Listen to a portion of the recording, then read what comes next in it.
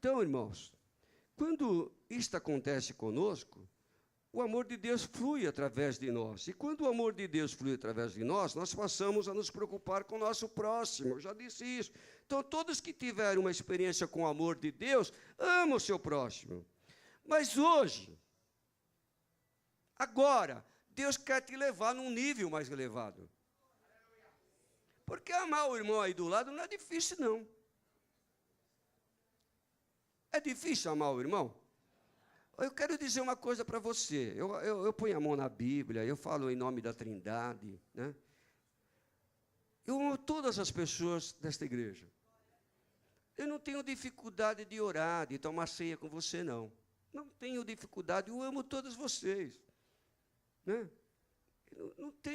Eu não faço acepção de pessoas, amo todos os irmãos aqui. Então, não é difícil, é prazeroso amar vocês. Eu não faço sacrifício nenhum para amá-los. Então, para amar as pessoas aqui dentro, não precisa fazer sacrifício. Se você estiver fazendo um sacrifício muito grande para amar alguém aqui, olha, eu quero orar por você hoje. Eu quero orar por você hoje. Mas Deus hoje quer nos levar a um nível mais elevado. Amém, irmãos? Olha, Deus quer te levar a um nível de servir muito mais superior que isso que você tem feito, que eu tenho feito. Deus quer nos levar a um nível muito maior. Se você tem feito algo pelo seu próximo, Deus quer que você faça mais. Amém, irmãos? Nesse patamar onde Deus quer te levar, você vai desfrutar da doce presença do Senhor em sua vida, de uma forma muito mais íntima e pessoal. Sabe? Às vezes nós deixamos de ser abençoados, não porque Deus deixa de nos abençoar. Nós deixamos de ser abençoados muito mais, é por causa da nossa atitude, é por causa da nossa teimosia, do nosso eu sozinho. Porque, irmãos, não tem coisa mais prazerosa do que abrir o coração e ficar sem reserva alguma, sem limitação alguma, e deixar Deus usar a nossa vida. Às vezes você pensa que só os outros serão beneficiados com isso. Eu quero te dizer hoje, em nome de Jesus, você é beneficiado com isso. É você que é beneficiado, você é abençoado, aleluia, por ter atitudes mais elevadas, por estar num patamar mais elevado, de deixar Deus usar a tua vida num patamar mais elevado. É você que vai ser abençoado. Quantos têm essa experiência aqui? Elias era um homem que conhecia muito o poder de Deus. Como Elias conhecia o poder de Deus? E sabe o que diz a Bíblia? Que o Senhor queria que Elias crescesse conhecendo também o amor de Deus, né? Então, numa determinada época da vida de Elias, a Bíblia diz que o Senhor o levou para o monte Horebe. E lá, Deus se manifestou para Elias, de uma maneira assim, de uma forma que Elias ainda não conhecia. Ele teve uma experiência muito grande, tremenda, maravilhosa, poderosa com Deus, né? E a Bíblia diz em 1 Reis, capítulo 19, do versículo 11 ao 16, que o Senhor apareceu em uma brisa suave e tranquila. Uma brisa tão suave, uma brisa tranquila. Deus se aparece para o profeta Elias. E a partir daquele dia, a Escritura diz que a partir daquele dia a vida de Elias mudou. Sabe, irmãos? Porque ele vivia sozinho. Ele vivia só ele. Porém, o Senhor colocou uma pessoa chamada Eliseu para que Elias o servisse. Ou seja, para que Elias edificasse a vida de Eliseu. Eu quero te dizer, se você está sozinho, Deus quer colocar alguém perto de você. Sabe? Muitas coisas mudaram na nossa vida, na minha vida também. Muitos paradigmas foram quebrados, fortalezas foram destruídas. Porque muitas vezes eu não tive quem me ensinou desta forma. Eu não tive quem pudesse me ensinar a Bíblia, a palavra de Deus, dessa forma aqui, que o Espírito Santo tem nos ensinado aqui. Eu tenho aprendido com os irmãos, todos nós temos aprendido aqui, e Deus sempre tem nos levado a um nível mais alto, e hoje Deus quer nos levar a um patamar muito mais alto ainda. E esse é o patamar que Deus quer que você chegue, servir para edificar outros. Diga isso, servir para edificar outros. Sabe, irmãos, esse patamar é quando você decide servir a ponto de dar a sua própria vida pelos outros. Pastor, vamos ler 1 João 3,16? É o mesmo livro, talvez você esteja com a Bíblia aberta aí, capítulo 3, versículo 16. Quem encontrou, diga amém. Então pode ler bem alto, eu nem vou abrir a minha Bíblia. Todos os irmãos, para não trocar de óculos.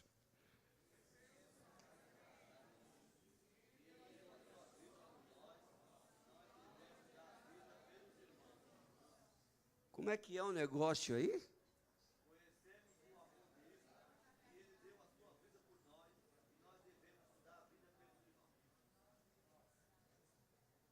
Calma, não sai correndo não, não desiste de ser cristão não, não vai embora não. Fica aí. Não vai embora. Você já tinha lido isso na Bíblia? Quem já tinha lido isso na Bíblia, diga amém. Quem nunca tinha lido isso na Bíblia, diz amém. Amém. Sabe, irmãos, quando nós lemos isso, às vezes nós ficamos um pouco assustados, né? Pensando que nós devemos morrer literalmente numa cruz. É verdade que Deus tem isso para aqueles que serão considerados privilegiados para o ministério. É realmente o que Deus tem para nós.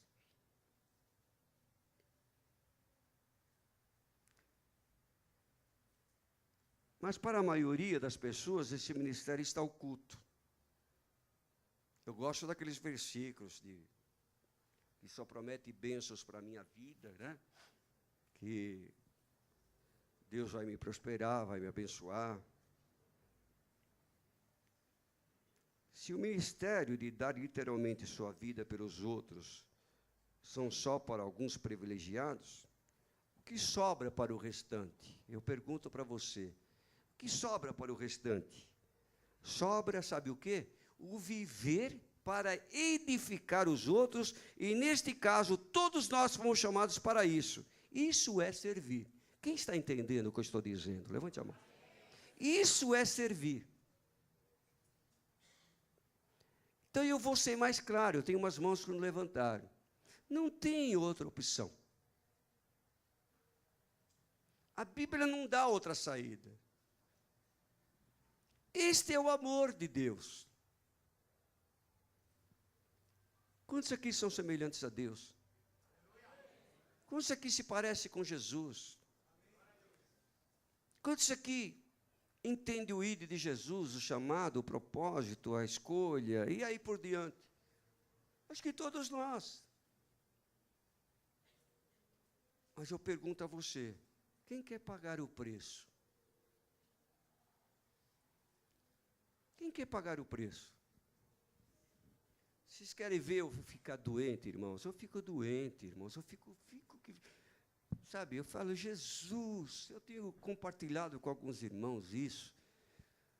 Quando um líder chega para mim e fala, pastor, a minha célula está cheia, mas eu não posso multiplicar porque não tem líder.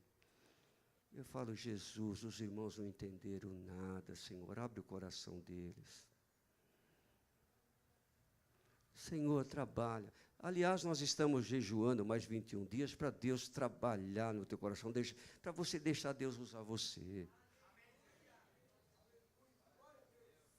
Sabe, irmãos, quando alguém fala, pastor, a minha célula está cheia, por isso está na hora de multiplicar, nós perdemos já o nível de comunicação. Está certo o nível de comunicação? A linha de comunicação. Obrigado. A linha de comunicação já não dá, eu não dou conta, a liderança não dá conta. Mas não tem ninguém que se expõe, eis-me aqui, Senhor. Irmãos, eu fico pensando, não entendeu nada do reino. Eu não estou aqui te dando uma bronca, não é nada disso. Pelo amor de Deus, eu amo você do jeito que você é. Porém, sabe, eu fico triste de saber que uma célula está cheia de gente, a célula não pode multiplicar. Sabe o que acontece? Olha, eu sinto muito de dizer isso, mas eu vou ter que dizer, você vai prestar conta a Deus. Porque você está impedindo o crescimento da obra de Deus por você não dizer, Senhor, eis-me aqui.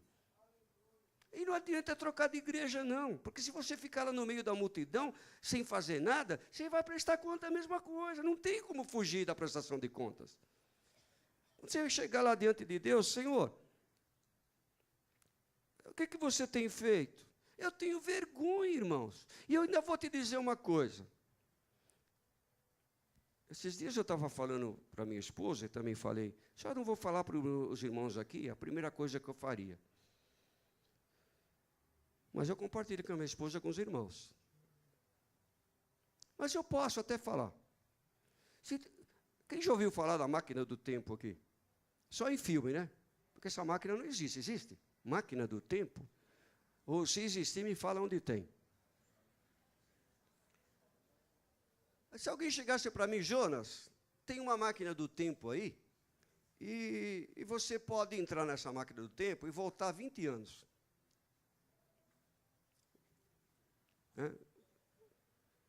Olha, eu ficaria feliz da vida, não para ter 42 anos, ser mais jovem, né? Não pela vaidade de ser mais jovem. Eu não tenho problema com a idade, graças a Deus, né? Se eu falar a idade que eu tenho, ninguém vai acreditar, porque parece que eu tenho 30, né? Mas está repreendido em nome de Jesus. Mas se alguém falasse, ó, entra na máquina do tempo que você vai voltar 20 anos atrás. Mas só que uma coisa vai acontecer, você vai ficar mais novo 20 anos, só que você vai ter a mesma visão que você tem agora. A primeira coisa que eu faria é de sair da onde eu saí. É a primeira coisa que eu faria. Deu para entender ou não? Eu não preciso explicar nos mínimos detalhes, né? É a primeira coisa que eu faria. Sabe por quê? Porque o que eu aprendi nesses últimos anos, fora da onde eu estava, meu Jesus, eu queria ter 42 anos, irmão, eu queria ter 40 anos.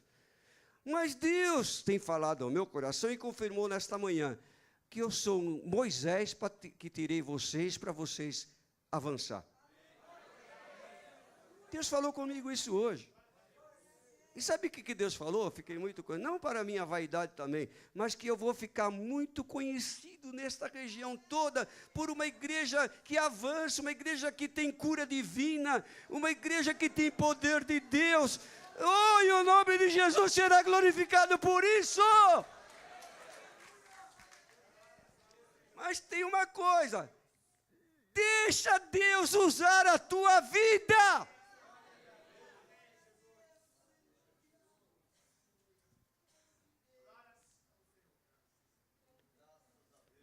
Este é o patamar que Deus quer que você chegue.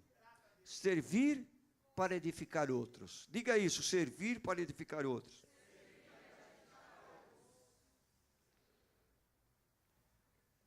É verdade.